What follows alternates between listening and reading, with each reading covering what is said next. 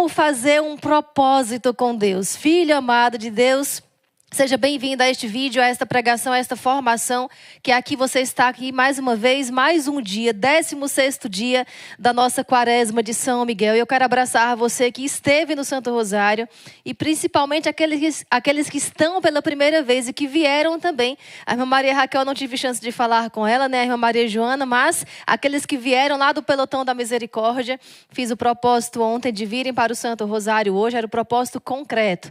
Por quê? Eu lucro com isso também, né? Chega na hora da misericórdia, os corações já estão prontos, já estão pacificados. E hoje, Jesus quer falar com você sobre isso. Como fazer um propósito com Deus e ir até o fim, continuar mesmo depois que errar. Porque a nossa vida é feita de propósitos e de missões. Propósitos e missões cumpridas ou não cumpridas. E é sobre isso que nós vamos falar hoje, no nosso 16º dia. Pega o seu livro, você que está com o livro. Quem não está com o livro, pega o diário espiritual. Pega aí para fazer as suas anotações e não perder nada daquilo que Deus tem para te falar. Eu convido você já a colocar nos comentários, aliás. Coloca nos comentários aí do vídeo, Senhor, mostra qual o meu propósito. Mostra qual o meu propósito de vida, qual a minha missão. Qual a minha missão? Lá no capítulo 16, eu quero começar com você, trazendo o que o nosso autor diz. O título é sobre a arte e os enganos que o demônio usa para enganar aqueles que, conhecendo o seu mal, desejam se livrar dele. Mas as razões pelas quais as nossas boas intenções muitas vezes não têm efeito. E olha o que ele diz nas primeiras linhas do texto que nos motiva nesta manhã, que nos motiva a olhar para a nossa vida como uma missão e os propósitos também que nós temos que realizar, que elaborar e fazer concretamente com Deus. Aqueles que reconhecem o estado ruim em que se encontram e desejam melhorá-lo, mudando suas vidas, costumam ser enganados pelo demônio com certos artifícios. Alguns dizem, depois farei algo para a minha salvação. Outros dizem como o corvo, amanhã farei a minha provisão. E outros dizem ainda, primeiro concluirei isso e aquilo, e depois tratarei desse assunto, recolhendo-me, dando mais tranquilidade ao espírito. Lá embaixo, o autor também diz assim, não, por que depois? Por que depois? Hoje eu devo começar a tratar do negócio da minha salvação. Porque amanhã eu devo concluir. Porque ontem eu deveria ter começado.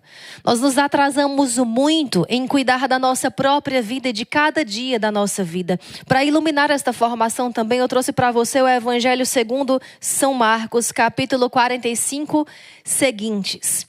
Por quê? Aqui nesses versículos nós vamos ver que Jesus dá uma missão aos discípulos dele, aos apóstolos dele, e ele também tem uma missão. Então, por quê? Porque havia ali um relacionamento entre Jesus e os discípulos. E existe um relacionamento entre nós, entre eu, entre você e Deus, entre eu e Deus. E no meio dessa conjuntura toda, existem os propósitos que você precisa realizar, as missões que você precisa cumprir para com Deus, as missões que você precisa cumprir para com os outros. E no meio de tudo isso está o negócio da sua salvação. A nossa salvação ela não chega como resultado final apenas lá no fim da nossa vida, no último dia da nossa existência aqui nesta terra, não. Nossa salvação é algo que nós precisamos começar a tratar desde já.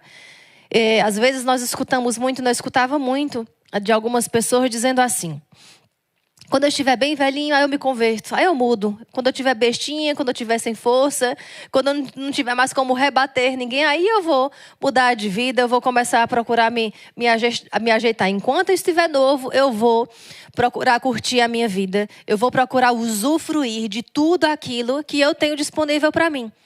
Só que nós não sabemos o dia de amanhã, nós não sabemos quando Deus vai nos recolher.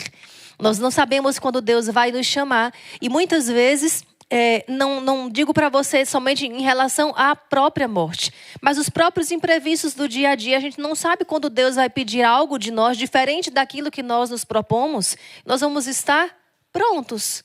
Sabe, ter uma vida e um coração organizados, dias organizados, ao ponto de dizer sim sempre que Deus pedir algo de nós.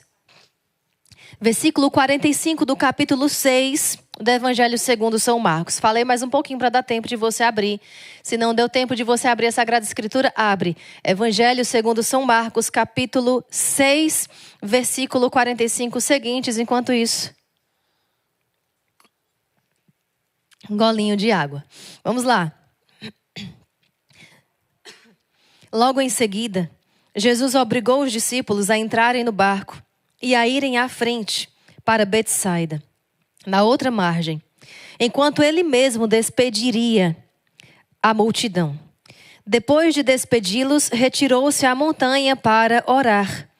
Ao cair da noite, o barco estava no meio do mar e Jesus sozinho em terra.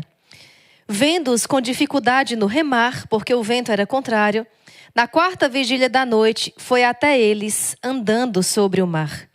Queria passar adiante deles. Mas os discípulos, ao vê-lo andar sobre o mar, acharam que fosse um fantasma e começaram a gritar. Todos o viram e ficaram apavorados. Ele, no entanto, logo falou: coragem, sou eu. Não tenhais medo.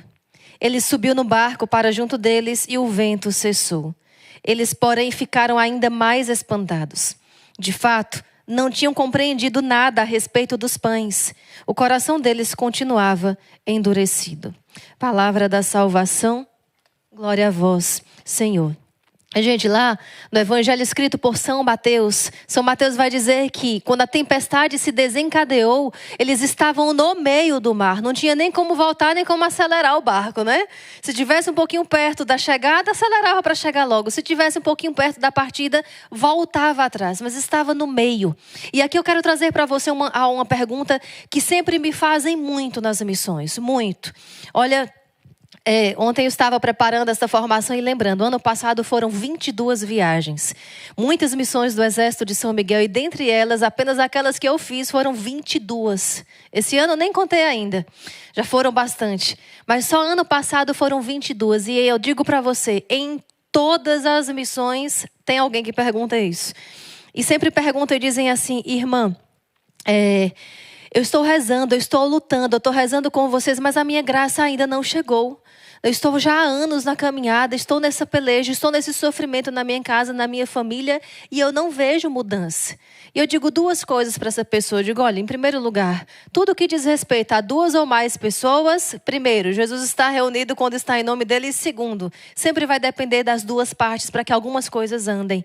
E a conversão de alguém também depende da escolha dela, também depende da adesão dela. Então, quando você reza por alguém da sua casa, da sua família, e ela não muda, é porque ela está em jogo a liberdade dela.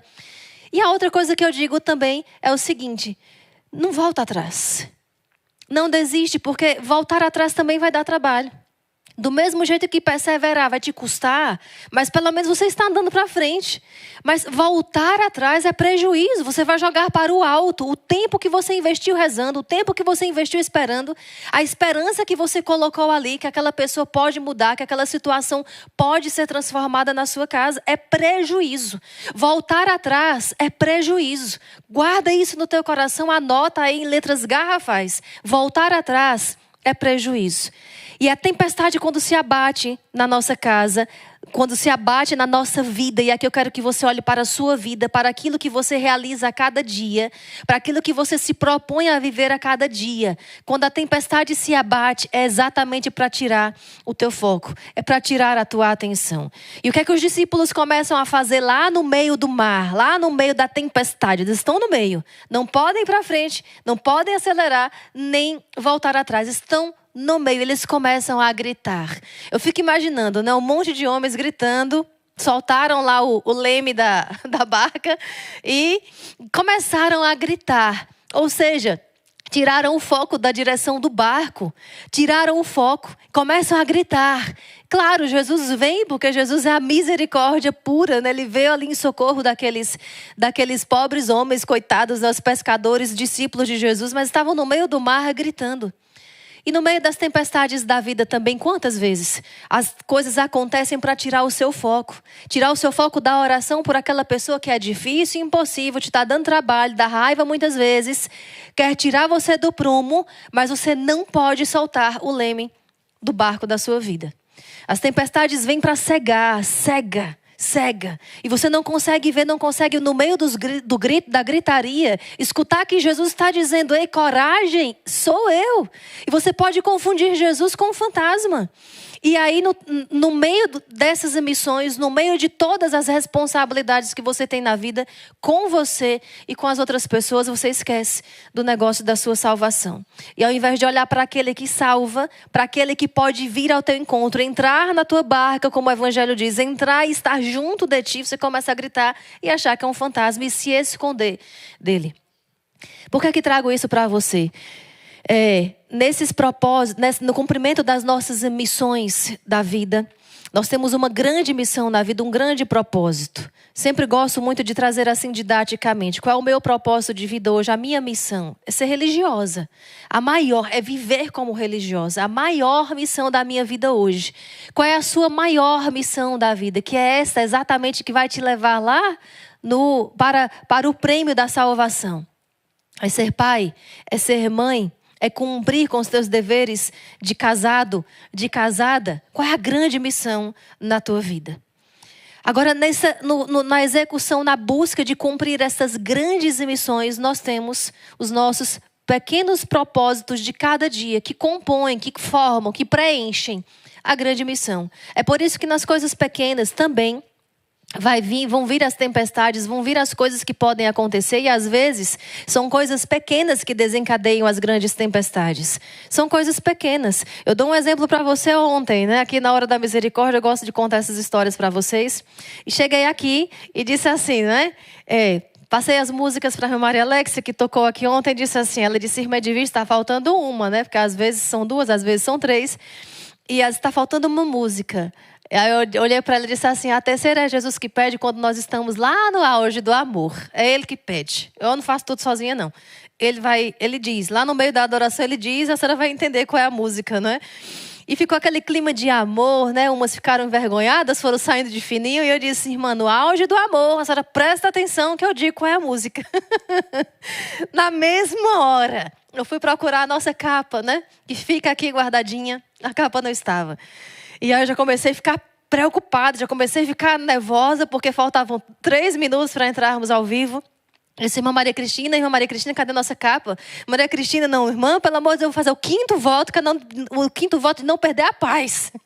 Não perder a paz, né? Porque a capa que estava ali para o momento mais importante, que era a adoração. Mas a capa não era o mais importante. Nós usamos a capa na adoração, mas o meu foco não poderia ter ficado na capa, né? E na mesma hora eu pensei nisso. Você está perto da adoração. Eu não vou tirar o meu foco de ti, Jesus. Eu vou sem capa se essa capa não aparecer. Mas eu vou te adorar. É aquilo que nós cantamos também, né? Junto com a irmã Maria Joana também. Vou te adorar em meio ao caos, te adorar em meio à luta, te adorar. Te adorar em meio à bagunça da minha vida, te adorar em meio a tudo revirado, no meio da tempestade, mas eu vou te adorar. E já na outra canção, né? No meio da tempestade eu tenho a quem chamar, eu tenho por quem clamar. Então as tempestades desencadeiam-se na nossa vida, desencadeiam-se na sua vida de família, na sua vida de trabalho, na sua vida em casa, nos vínculos familiares, que é para você tirar o foco das pessoas que estão na sua casa, que estão no seu trabalho, que estão convivendo com você. Então, você imagina que Jesus dá uma missão para os apóstolos. Qual a missão que Jesus disse? Ir entrar no barco e ir à frente dele, atravessar o lago, atravessar o mar, chegar na outra margem. Essa era a missão dos apóstolos, entrar no barco e ir na frente de Jesus. Qual era a missão de Jesus? Despedir o povo. Agora aqui um detalhe. Jesus, aquela multidão que estava ali, era a multidão da multiplicação dos pães. Um pouquinho antes, o versículo 44, que eu não li para você, diz isso. Os que comeram dos pães foram 5.000 homens. Isso sem contar as mulheres e as crianças. Agora imagina que Jesus, na delicadeza dele, vai despedir um por um. Vai despedir todos. É por isso que ainda era dia na multiplicação dos pães. Ainda era dia quando Jesus diz: vai para o outro lado da margem. E Jesus fica lá despedindo a multidão. É no meio da noite, é na madrugada que Jesus vai aparecer lá para eles. Então olha o tempo que Jesus levou para despedir todos. Para despedir cada um. E aí os discípulos foram à frente. Então Jesus também tinha ali a missão dele. Qual? Despedir o povo. despedir as pessoas. Mas não era só dizer, vai embora, cambada, vai embora, terminei de pregar, pode ir, né? Não. Jesus queria ver, Jesus queria encontrar, Jesus queria olhar. Jesus também tinha um encontro com os discípulos que foi depois numa situação mais acalorada, né? Na verdade, mais tempestuosa. E aquele povo não, Jesus estava despedindo e Jesus queria que além de voltarem saciados, porque tinham comido dos pães e dos peixes, voltassem saciados com o amor e a atenção dele. Então, essas pequenas, Jesus poderia ter dito uma vez só, podem ir embora, a pregação acabou. Agora eu também vou embora, que eu preciso ir lá para o outro lado do mar. Não, Jesus vai em cada um. Os detalhes da sua vida não podem ser desprezados. Os detalhes do cumprimento da sua missão, enquanto pai, enquanto mãe, enquanto esposo, enquanto esposa, não podem ser desprezados. Não podem. No meio das atividades que nós temos no dia a dia, no meio daquilo que você precisa fazer no dia a dia, você precisa estar atento ao seu coração e ao coração dos outros. Nem sempre isso é fácil. E nem sempre nós conseguimos também. Mas não podemos, porque é difícil, deixar simplesmente para lá. Então, esses propósitos diários que nós fazemos com Deus, por exemplo, de estar diariamente na oração, estar diariamente na presença do Senhor, daquilo que diz respeito à minha salvação, porque você que é pai e mãe, a sua salvação vai passar pela execução da sua missão de ser pai e de ser mãe. A sua salvação vai passar por meio do seu trabalho, aquele seu trabalho que você vai para o comércio, que você vai para o hospital, que você vai lá ser militar. Eu gosto muito dos militares, né? Eu nunca contei também para vocês. Semana passada eu contei que fiz karatê, né? Hoje eu conto para vocês que eu tinha uma inclinação militar também. Tentei a aeronáutica uma época e hoje eu vejo Jesus realizou todos os meus sonhos, todos Jesus realizou aqui na vida religiosa. Hoje eu faço parte do maior e do melhor exército do mundo. Mas os militares, você entrar na sua vida militar e você vai viver ali uma vida de disciplina, você vai viver uma vida de salvar vidas, né? Buscar, não sei, qualquer coisa no outro dia que vai se viver ali na sua profissão. Você que é zelador, que é dos serviços gerais, que está na limpeza, que é professor, também ama os professores, que é professor, que coordena, que dirige, que é gerente, que é diretor de uma grande empresa, de uma multinacional ou do mercado do bairro, não importa. A missão, aquilo que você faz é o mar onde você precisa ser. E ali, no meio de tudo isso, você não precisa soltar, não pode soltar o leme do seu barco. Porque pode acontecer que uma tempestade não se desencadeie na sua família, tudo esteja bem, mas se desencadeie lá no seu trabalho, com injustiças, com perseguições, com a inveja. Talvez não é no seu trabalho, talvez você está de vento em polpa. Talvez você está lá no mais alto posto, no mais alto lugar, na melhor fase da sua vida, mas a sua casa está em ruínas. Então é lá que você deve voltar e dizer assim, aqui que eu preciso observar onde foi e quando foi que eu deixei de cumprir os pequenos propósitos de cada dia, de estar perto, de gastar tempo, de jogar conversa entre aspas fora, né? De estar olhando, de estar prestando atenção naqueles que ali, vivendo com você na família, te ajudam, te colaboram no caminho da salvação. Ou a família que está em tempestade, a família que você não consegue mais controlar, que você não consegue mais governar, você não consegue mais orientar, você não consegue mais promover a paz, você não consegue mais fazer com que os momentos familiares sejam felizes, você não consegue mais fazer com que as coisas andem como andavam antigamente. E aí, mesmo assim, não soltar o leme do barco da sua vida. Não soltar. Não soltar. Santa Faustina fala, né, que Jesus é o timoneiro do barco da vida dela. É Jesus o nosso verdadeiro timoneiro. É Ele que vai nos guiando, nos orientando e mostrando qual é a missão de cada um. E olha, não existe missão se ela não é aceita. Se você em algum momento rejeitou a sua missão de vida que Deus te deu, não existe um vínculo entre você e a sua vida e a sua existência. Se você em algum momento se perdeu no caminho de você, você acabou consequentemente se perdendo de Deus também. Por quê? Porque Deus habita em você. Deus habita na sua alma. Jesus, aqui também nós podemos olhar para a nossa alma como esse barco que está na tempestade. Almas e corações que muitas vezes estão em tempestades interiores e não conseguem mais governar. A única coisa que fazem é gritar. E esquecem que mais à frente existe um ponto a chegar. A tempestade que se desencadeou ou está se desencadeando na tua casa, ou pode se desencadear, é para impedir que você veja que mais na frente, que lá do outro lado do mar, vem algo extraordinário, vem algo grande para a sua vida. Vem algo grande para a sua família, vem algo grande para o seu casamento. A tempestade não faz outra coisa a não ser cegar.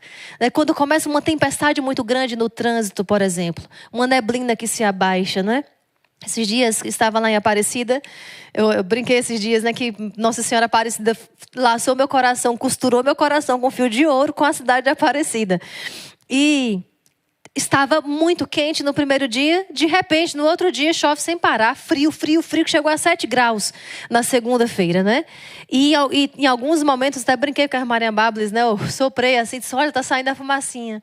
Então, a neblina baixa, começa a chover, nós não enxergamos mais direito. E é isso que o inimigo quer. É esse o engano que o inimigo faz no meio da tua vida, das coisas que você tem para realizar, que você tem para fazer. Ele quer te cegar para você parar. Porque quem é que está vendo de repente um caminho, não consegue ver mais e continua a andar? Então, ele não quer que você veja. Então, o problema que aparece no meio do cumprimento da sua missão, o que é que você vai fazer? Se aparecer, porque vai aparecer. Se aparecer a confusão no meio da sua casa. Se aparecer as dívidas, se aparecer a doença, se aparecer o problema, o que é que você vai fazer? Você está pronto para enfrentar tudo isso e dizer assim, eu sei com quem eu estou. Eu sei quem é o timoneiro do barco da minha vida. Eu sei quem é aquele que está para me salvar na minha vida. Eu sei quem é que está me guiando a cada dia. É Jesus de Nazaré, o mesmo que andou sobre as águas. É o mesmo que entrou no barco para estar com os discípulos. É o mesmo que despediu as multidões e confiou. Jesus confiou nos apóstolos, vai e eu chego lá depois. Eu chego depois. Agora, olha, uma coisa interessante, né? Ao cair da noite, o barco estava no meio do mar e Jesus sozinho em terra.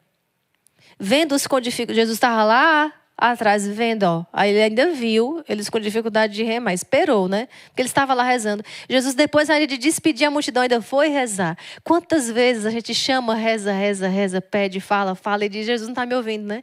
Jesus não está me ouvindo. Eu quero contar uma história para vocês aqui, eu sei que vocês gostam bastante, né? E logo no início da minha vida religiosa, eu era aspirante. Esses dias eu contava para Ana, lá em Aparecida, eu acho que foi para ela, e ela disse assim, mas pode, irmã, fazer isso? Eu disse, a esposa pode. A esposa pode, né?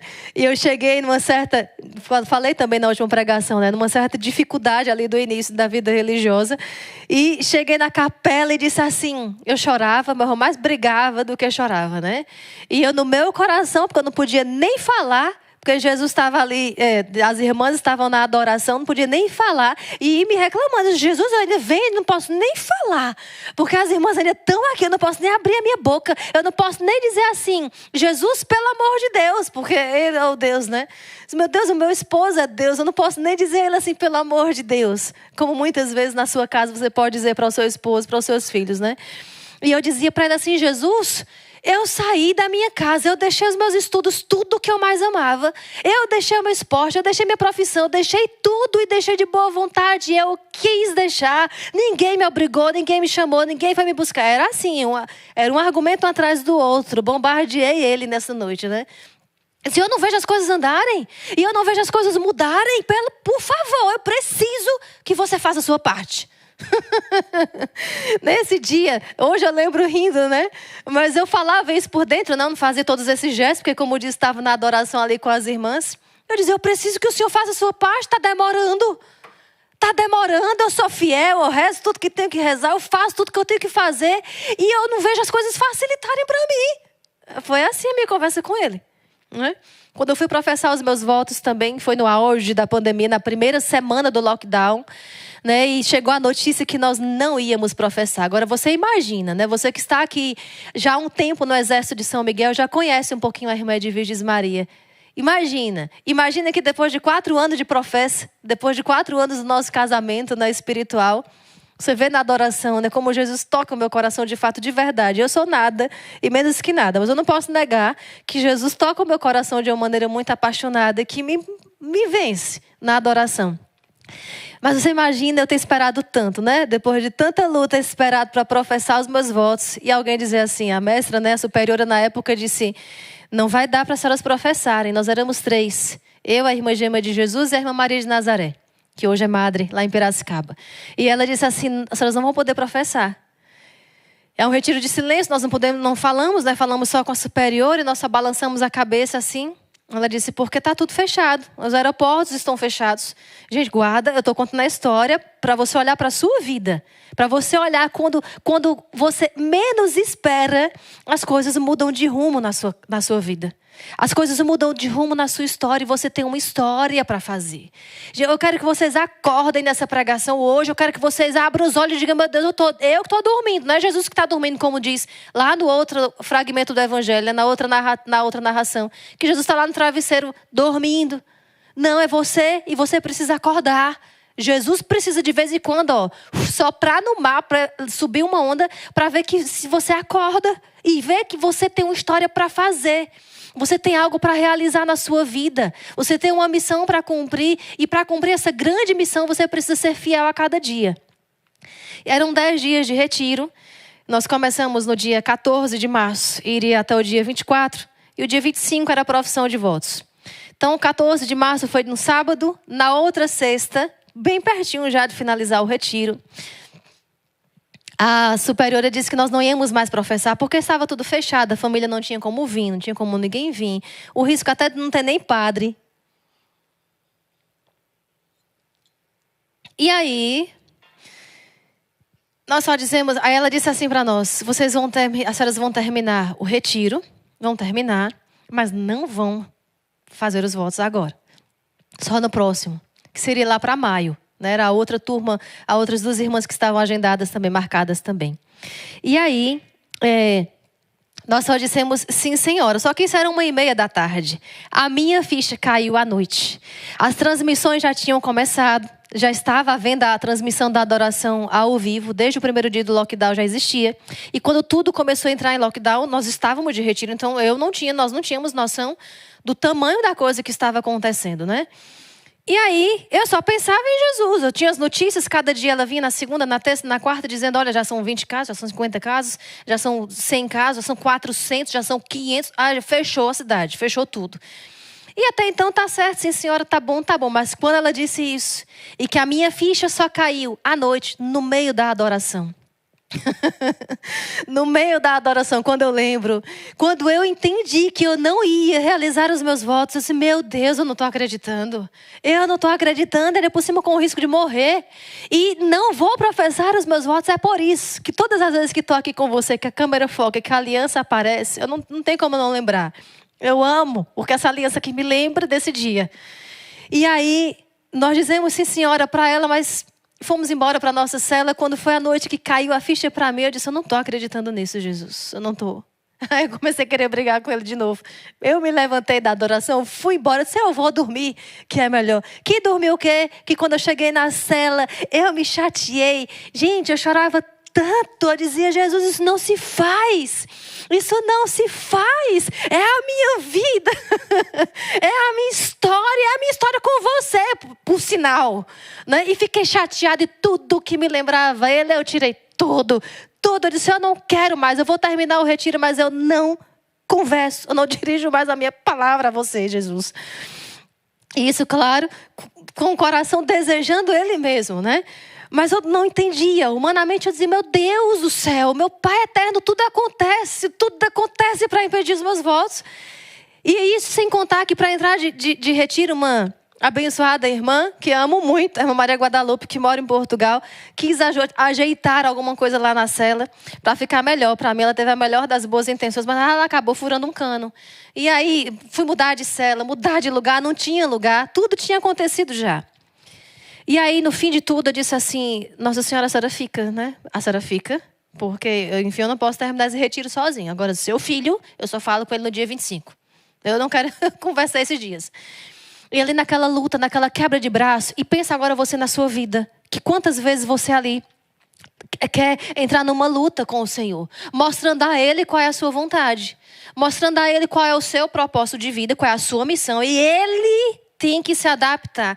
Ele é que tem que fazer as coisas como você manda, como você ordena, porque você é o top de linha, né? Da sabedoria, a sabedoria humana, que tem que dizer a sabedoria encarnada o que é que ele tem que fazer. E rezei, e não dormi, né? Deu 3 horas da manhã, eu ainda estava acordada, 2h30 mais ou menos. E eu tinha esquecido que lá no sábado, quando entrei de retiro, houve um show da Madre Kelly aqui na nossa casa, porque era evento também presencial. Era um encontro só para mulheres. E a Madre Kelly contava uma história da Chiara Lute, que disse: Jesus, por que não deixa um jeito de Nossa Senhora também ficar na terra, não é? Já que o Senhor ficou na Eucaristia. E aí Jesus disse para ela assim: porque eu quero vê-la em ti. Aí eu entrei toda apaixonada no retiro, dizendo: Jesus, eu quero que tu vejas Nossa Senhora em mim, né? Eu quero professar os meus votos para ser outra Maria, para que tu olhes para mim e se encante com a minha beleza, né? Se encante com o meu coração apaixonado e etc, etc, etc. Quando vou contar o resto da história para vocês da conversa. E aí nesta hora, como Nossa Senhora continuou comigo no retiro, ela me falou ao coração: você pediu que o meu filho me visse em você. Só que eu escolho qual é o título que eu quero que ele me veja em você. Eu quero que ele me veja em você como virgem das dores. Entregue o meu filho. Sacrifique de novo. Como na cruz eu entreguei e não quis de volta, e não reclamei e não questionei a Deus Pai. Entregue o meu filho para a salvação do mundo. Eu levei uns 20 minutos ainda para entregar, mas entreguei. Entreguei. Enfim, no outro dia recebemos a notícia que iríamos professar, que iríamos fazer os nossos votos novamente, né? E a superiora foi engraçado porque ela disse assim: eu quis perguntar o que é que as senhoras queriam. Não, a senhora disse que a gente não ia professar mais. E aí, ela, como superiora, tinha a missão também de nos guiar e disse assim: mas que bom que tudo isso aconteceu. Porque as 3 tiveram a mesma reação de dizer: sim, senhora, de obedecer. Muito propício para quem estava se propondo a fazer voto de obediência. Então, muitas coisas vão acontecer na sua vida para provar você e para ressaltar aquilo que você tem já solidificado em você, entende? Gente, Deus não nos trata como os mamulengos, não. Mamulengo a gente fala lá no Pernambuco, né? Aquelas marionetes. Deus não nos trata assim, Ele não cuida da gente assim. Ele não cuida da nossa história assim. Só para mostrar o poder dele, só para mostrar que ele pode, ele faz, ele desfaz a hora que ele quer. Não é assim não, isso é a gente. É a gente quando está numa luta, no entrave com outra pessoa, a gente diz: eu mostro que vai ser do jeito que eu quero. E com Deus também, né? Dependendo do temperamento, se for igual ao da irmã Edviges. Mas Deus não nos trata assim. Deus olha para os detalhes da nossa vida e nós muitas vezes não olhamos. Você talvez não esteja olhando para o detalhe da sua vida. Você como pai, por exemplo, como esposo, tenho pensado muito nos homens esses dias. Deus tem um recado para cada um de vocês também, eu tenho certeza, com tudo isso. Mas você como mãe, como um profissional, como a sua vida. Você ali é pai, mas antes de tudo você é mãe. Você, antes de tudo, é uma pessoa que tem uma história para fazer. Você tem que querer que a sua história na sua vida seja o mais magnífica possível. Só que o mais magnífica possível na sua cabeça não é o mais magnífica possível no pensar de Deus, nos planos de Deus. Eu lá pensei em momento nenhum que isso estava mostrando que eu estava sendo obediente, mas a minha mestra viu, porque ela estava cumprindo a missão dela. As outras irmãs também, porque me edificou também, porque nós não nos falávamos entre nós, mas eu vi isso, nossa, a irmã me deu força também para dizer sim, senhora, né? Porque eu vi que ela aderiu. E depois ela me disse: pois é, eu também tive força de dizer sim, senhora, porque eu vi que a senhora também disse sim. Então, no convívio, e uma história entrando na outra, a minha história que entra na sua história, a sua história que entra na minha história, dentro da sua casa, no seu trabalho, tudo isso tem a ver com a sua missão de vida e tem a ver com a sua salvação. Olha o que o livro ainda nos diz. Hoje o tempo está favorável para nós, graças a Deus. Olha só, se você deseja que as suas resoluções sejam eficazes, é necessário que elas sejam firmes e constantes em si mesmas. Se você deseja que as suas resoluções sejam eficazes, é necessário que elas sejam firmes e constantes em si mesmas. Aí aqui está o grande problema da humanidade, está o grande problema do nosso tempo. Quase ninguém quer ser firme, quase ninguém quer ser constante. Por quer? Porque quer as coisas assim, quer a coisa amolecida. Quer a coisa vindo no mar de geleia, né? Assim, ó, sem sentir nada. Né? E aí é onde muitas coisas vão ao chão. É onde o propósito que você fez de casar, de ser um bom pai, de ser uma boa mãe, de viver a sua missão, de fazer do seu trabalho a sua missão, de tudo aquilo que você faz a cada dia, se é o melhor possível, você faz com que seja o pior possível. Por quê? Porque aquilo que você faz hoje, então o que é que você faz? Você pode até colocar nos comentários para ajudar aqui no nosso diálogo. Você trabalha, você tem uma missão de salvar vidas, você tem uma missão de recolocar as pessoas no mercado de trabalho. Você tem uma missão de fazer com que os presidiários, por exemplo, voltem, né? Ressocialização, voltar à sociedade com outro coração, com outra mente. Qual é a sua missão na vida e dentro da sua casa? Qual é a missão como pai, como filho, como esposa? Ontem, na hora da misericórdia, vinha muito isso. Nós rezávamos por quem está pedindo o seu José e a sua Maria para casar. Não é? Peçam mesmo. Se a vocação é casar, vocês peçam. Talvez para algumas meninas o seu José começa com outro J, né? Talvez seja o Jesus. Mas você tem a missão que vai casar, comece a pensar como é que vocês vão viver a cada dia aquilo que é invisível. Porque ser esposa e ser esposo não é só botar as coisas dentro de casa para comer, pagar as contas. E ser esposo não é só lavar prato, lavar roupa. Existe algo invisível. E vocês precisam aprender a olhar um para o outro, já lá no namoro e no noivado, a encontrar o invisível no outro. Porque a sua missão também, que é invisível aos olhos do outro, que é amar, que é trazer para fora o que você tem de melhor, é amar da melhor maneira possível, é amar a sua esposa e o seu esposo da maneira mais magnífica possível, marcar a vida do seu filho com uma educação que não é construída sobre escombros, mas que é erguida sobre uma base sólida. Qual é a base sólida que você vai ter junto com o seu esposo, que ainda é namorado, que ainda é noivo, quando casar e quando tiver filho? Porque os propósitos vão ruindo no meio do caminho, as missões já vão se acabando, sem nem mesmo começar, sem nem mesmo você ter atravessado o mar, porque não se olhou para frente. Gente, aprendam a olhar para a frente da vida de vocês. Isso não é querer dominar o futuro, não, porque o futuro está nas mãos de Deus. Mas você precisa ter uma vida minimamente ordenada dentro de você, daquilo que você almeja, daquilo que você vê que Deus te chama. Se Deus te deu uma missão, te deu uma vocação para ser esposa, já pensa na frente. Como é que eu vou ser esposa depois de 10 anos de casada? Como é que vou ser esposo depois de 10 anos de casado? Como é que eu vou ser esposa depois de 20 anos? Como é que eu vou olhar para o meu esposo depois de 40 anos de casado? Que os cabelos já estiver ficando brancos, né? Alguns já vão mudando um pouquinho a forma da barriga, né? Como é que eu vou ser esposa nessas circunstâncias? Pensa, porque eu penso, como é que eu vou ser esposa de Jesus daqui a 40 anos? Daqui a 40 eu vou estar com 50 de vida religiosa. E vou estar com 76 de idade. E Jesus vai continuar na juventude dele, né? O esposo que nunca envelhece. Mas como é que eu vou me comportar como esposa religiosa, esposa de Cristo, daqui a 50 anos? Eu tenho que começar a pensar nisso agora. E você tem que começar a pensar nisso agora, porque a fidelidade lá do final, da grande missão, depende da fidelidade de hoje. Minha gente, quantas vezes aqui na hora, me preparar para pregar aqui para você na formação, me preparar para a hora da misericórdia, tudo acontece, como dei o exemplo agora há pouco, como contei a história para você, de tudo acontece. Para tirar o foco e para tirar a atenção. Só que a minha missão não é ser religiosa, ser esposa de Cristo, vir para a adoração, fazer a hora da misericórdia para atingir um número, para cumprir horário e dizer pronto, rezei, o povo rezou, foi-se embora. Não, eu tenho uma missão, eu tenho um compromisso com você.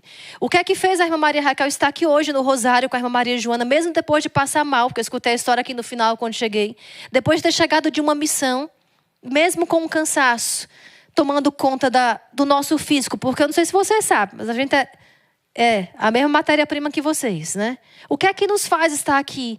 Mesmo quando tudo também quer tirar o nosso foco, quando toda a tempestade se desencadeia minutos antes da live. Porque, em primeiro lugar, nós temos um compromisso com Deus. Depois de ser esposa e amá-lo no sacrifício, a troco de nada, é amá-lo a troco de nada. Depois disso, nós temos um compromisso de dar corações para Ele. Mas eu digo mais para você. Olha aqui nos meus olhos. Nós temos um compromisso com você. Eu tenho um compromisso com você. eu tenho um compromisso com você. Mas não adianta que a irmã Edviges Maria tenha um compromisso com a sua vida, de estar aqui na hora certa da hora da misericórdia, de estar aqui prezando pela sua vida, de estar aqui prezando pela sua história e você rasgar, no fim das contas, o que foi escrito a cada adoração, o que Deus escreveu a cada adoração. O compromisso não é do outro, o compromisso não é das pessoas que estão à sua volta na sua casa, não. O seu compromisso com a sua salvação é seu. E não estou brigando com vocês, não. Eu estou só empolgada. Não estou brigando. Mas estou dizendo que acorda. Talvez é você que está acordado e Jesus está tendo que ir lá dizer assim: meu filho, pelo amor de Deus. Pelo meu amor, né? Se acorda, se levanta. Não está vendo a tempestade que está se levantando, não? E o barco da tua vida, ó, pode afundar e você não realizar nada daquilo que você se propôs na sua vida. E aqui eu volto a dizer aquilo que disse esses dias. A sua missão de vida, a sua vontade pode ser a vontade de Deus. Quando nós falamos assim, façamos a vontade do Senhor, faça a vontade de Deus, não significa que ela é sempre contrária àquilo que nós queremos, não. Eu acabei de dizer para você, a minha veia militar, eu exerço aqui todos os dias no Exército de São Miguel. A minha veia da justiça, do direito, do ter sido advogada, eu exerço também outro ofício, eu tenho outros ofícios na comunidade. Aquela minha veia apaixonada, né? Eu realizo aqui. A competitiva do karatê, o esporte, não querer perder, o não se admitir perder em cada combate espiritual. Só que mais elevado hoje, por quê? Porque não é só a minha missão que está em jogo, é a sua. Talvez Deus vai usar de minutos dessa pregação. Talvez Deus vai usar de minutos ali na hora da misericórdia. Talvez Deus vai usar de minutos ali no Santo Rosário, no texto do combate, na Pompeia, de minutos. É por isso que do começo ao fim, não existe um ponto alto na pregação. Nós buscamos fazer com que seja assim. Um ponto alto da adoração. Não os 30 minutos da adoração do texto da misericórdia. Os 30 é pegando fogo do início ao fim. Por quê? Porque não é só a minha missão que está em jogo. Porque eu tenho um voto de obediência que me faz estar aqui, mas existe um coração aqui que também quer estar aqui. Se eu venho só por obediência, meu coração não está amando de maneira perfeita. Se eu olho só para o cumprimento de um horário, do meu dever, que já é muito, mas eu preciso olhar, saber que tem vidas por trás e fazer o compromisso. Eu me comprometo com a sua vida. Eu tenho um compromisso. E essa é a missão invisível da grande missão. Qual é a missão invisível da sua vida, da sua grande missão? Qual é a sua missão invisível do ser mãe, do ser pai, do ser esposa? Nós já vamos nos encaminhando para a conclusão de tudo isso. Eu quero contar para vocês.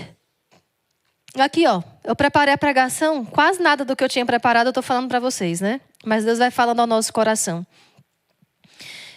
Como falei para vocês, eu tenho outros ofícios também na comunidade. Os horários da oração, todos nós que viemos para a live, nós temos que estar lá, porque isso também depende disso também a sua vida.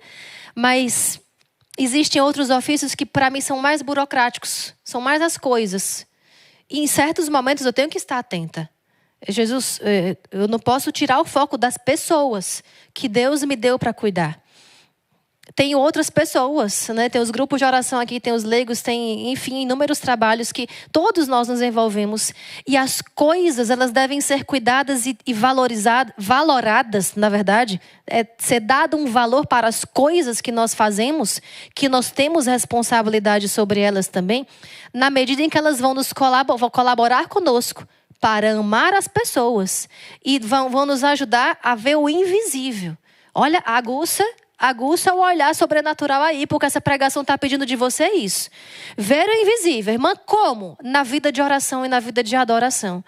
E no coração dócil, a deixar que Jesus modele cada dia da sua vida e vá mostrando, olha meu filho, hoje a missão invisível da sua vida, dentro do seu trabalho, dentro da sua casa, é tolerar um pouquinho mais. É ser mais paciente. Ninguém está vendo seu coração paciente. Ninguém está vendo que ele está sangrando para dentro. Mas você está vendo. E você sabe do valor disso para salvar a sua casa, a sua família.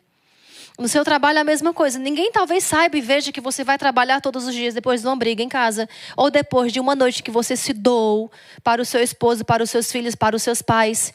que cuidou de alguém doente e passou a noite acordada, que passou a noite com dor. Se você disser, pode ser que alguém veja e saiba alguma coisa.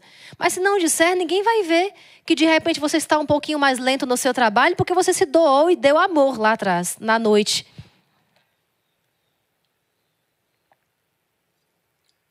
Mas você vê, porque você tem que ter um compromisso com Deus e com você e com a sua história. Por mais que os outros também tenham e têm que ter, nós temos que ter a atenção a quem está ao nosso redor também, e as pessoas que estão conosco também conosco, mas o maior compromisso não é delas, o maior compromisso é nosso. Eu tenho que ter consciência da minha missão de cada dia. Aparecida de novo. Lá em Aparecida, a nossa missão acabou com o Padre Cristian. A missão, qual era a missão divulgada, né? Eu fiquei brincando com a irmã, dizendo assim, irmã, existe uma missão divulgada e existe a missão que o céu não divulga, né? O céu não diz, o céu não fala e a gente tem que descobrir. Eu aprendi muito isso no meio de todas essas missões, né? Deus sempre coloca alguém que não está na plateia, que não está ali no público, alguém que não está participando do evento. Às vezes é uma pessoa que está no avião do nosso lado. É a missão invisível da missão publicada, da missão divulgada. E terminou o encontro de Aparecida às 3h com o Padre Cristian. A minha missão qual era? Rezar o texto do combate.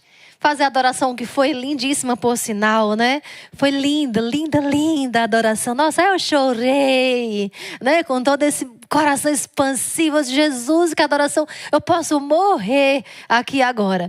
De linda que foi, quem estava lá sabe disso. Com o Padre Cristian nem se fala, né? Que é sempre muito bom com ele também. Todo mundo que estava ali. A oração inicial do sábado era a minha missão, naquela missão. A oração inicial do domingo era a minha missão, eu cumpri minha missão. Eu rezei o texto do combate. À tarde, às 14h no sábado, era a minha missão, eu cumpri. A adoração, quando chegou o padre, irmã, fica aqui, não estava programado, mas estava dentro do contexto do evento, né? E ficamos. E é aquilo que nós fazemos todos os dias no Exército de São Miguel. Terminou o evento às 3h. Nunca tinha acontecido isso, né? De terminar às 3h, 4h mais ou menos, e nós só iríamos viajar no outro dia, pela madrugada. E aí, o que é que nós pensamos, né? Maria Amável e eu, nossa, hoje nós dormimos cedo, né? Hoje nós vamos descansar mais. Vamos chegar amanhã eu já vou chegar próximo à hora da misericórdia e vou para a hora da misericórdia, por quê? Porque eu tenho um compromisso com Deus e com você. Eu disse, então a gente aproveita e já descansa aqui. Só que aí Jesus disse, não quero que descanse. Eu não quero que descanse. Eu não quero que durma, né? Nós só tivemos direito a um banho, né? E aí, Deus me deu um grande presente, né? Uma grande graça. Muitos presentes, na verdade. Não vai dar tempo mais eu contar tudo para vocês. Mas o que é que eu quero dizer? A cada missão, Deus nos mostra alguém. Deus nos mostra uma família. Deus nos mostra pessoas que precisam da nossa palavra. Precisam do nosso olhar. Até isso nós temos que prestar atenção. O que é que essa situação que me aparece agora pede do meu olhar? O que é que essa situação que me aparece agora sim, que o céu acabou de divulgar, e eu tenho que... Quais são as palavras? Todas devem marcar. Todas devem sair com o sangue do meu coração. Mas, irmã, ela estava cansada. Era justo que a senhora fosse dormir. Era justíssimo. Era justo e necessário, né? Como nós rezamos na Santa Missa. Mas, quando eu entendi o que Deus queria, eu disse, Senhor, é o meu cansaço pelo descanso desse povo que tu me dás agora. Um povo que não estava no evento, né? São as minhas dores, que eu tinha passado o dia inteiro, são as minhas dores pelo revigoramento desse povo que tu me dás agora. O trato é esse. Eu entrego tudo. Mas eu quero um resultado. Eu espero um resultado em ti. E na adoração do dia, quando estava falando com Jesus sozinho, eu disse, Jesus, tu sabes o quanto eu te amo, tu sabes o amor que eu tenho por ti, mas tu sabes também o quanto meu coração se move quando tu colocas na minha frente algo tão precioso, né? Que diz respeito a outras pessoas, que não é minha casa, que não é minha família, não é. Eu podia simplesmente fazer uma outra pregação também ali, dizer algumas palavras bonitas e pronto, dar um conselho. Mas não, Jesus me pediu algo, né? No final desse encontro lindo, eu disse assim para uma das pessoas, né, que estava mais próxima a mim, eu disse assim, olha, a partir de hoje, a sua luta é a minha luta. Eu lembrei da Ruth, né, e da Noemi, da sogra dela. Eu disse, a partir de hoje, a tua luta é a minha luta também. É a minha luta. Da mesma maneira que eu penso na minha família, que eu rezo por minha família, eu vou pensar nessa família. Do mesmo jeito que eu venho para a adoração e que entrego as minhas lutas também do meu coração, eu vou entregar as lutas desse coração que Deus me confiou. Porque não foi uma pessoa que passou, que cruzou o caminho. Eu não cruzo o caminho com ninguém, não. Eu me encontro. E aqui trago também para você, você que vem rezar conosco no Exército São Miguel, você traz a sua vida. Lembra do que eu disse para você agora há pouco, é você que se compromete. Você não pode rasgar. Você não pode rasgar aquilo que Deus escreveu na sua história. Você não pode jogar para lá, não. Deus fez, Deus faz, Deus continuará a fazer. Mas vai juntando as páginas da tua vida. Vai juntando aquilo que de mais valor Deus vai agregando à tua casa, à tua família, à tua história, à tua existência pessoal, à tua missão de vida. Porque o que há de mais valor surge no meio da tempestade. No meio da tempestade, o que foi que surgiu de mais valor ali para os discípulos? Jesus. O que poderia salvar de tudo. E que foi estar com eles. É assim que Jesus quer estar contigo. É assim que Jesus quer estar na tua vida. No cumprimento da missão de cada dia. Você ser fiel nos pequenos propósitos, nas pequenas missões, nos pequenos deveres de cada dia te fará fiel. E constrói para você a fidelidade da grande missão da tua vida. Nesse dia, se eu não tivesse prestado atenção em corações que Deus me mostrava, eu estaria falhando com a minha própria missão. Porque a minha missão enquanto religiosa é amar Jesus e amar a todos os homens.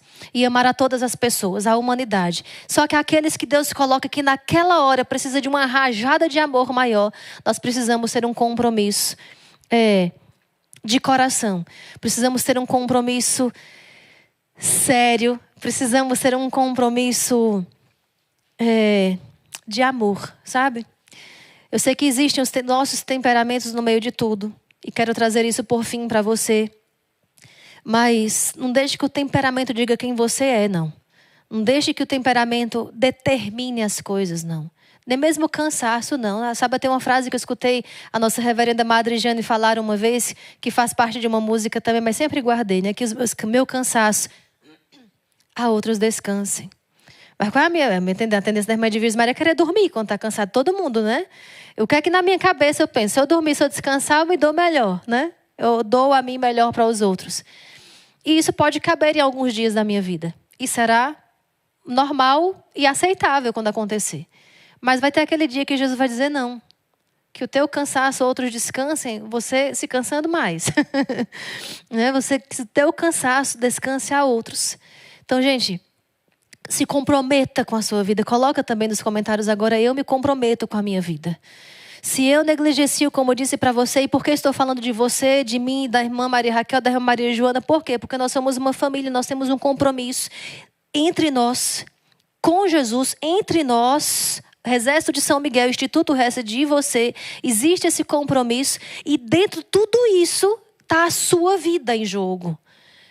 Nas suas escolhas, na sua vida, nas suas decisões de cada dia, a sua família pode estar em jogo. Você como marido, você pode estar errando feio nas suas escolhas e você está colocando em jogo até o amor pelas suas filhas, pelos seus filhos. Está colocando em jogo a sua família, a sua própria felicidade. Pense que um dia você vai ficar velho também.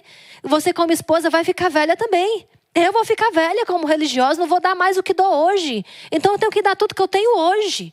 Você tem que dar tudo o que você tem hoje, agora, pra já. Terminou o vídeo, tem que estar com um plano na cabeça já para executar.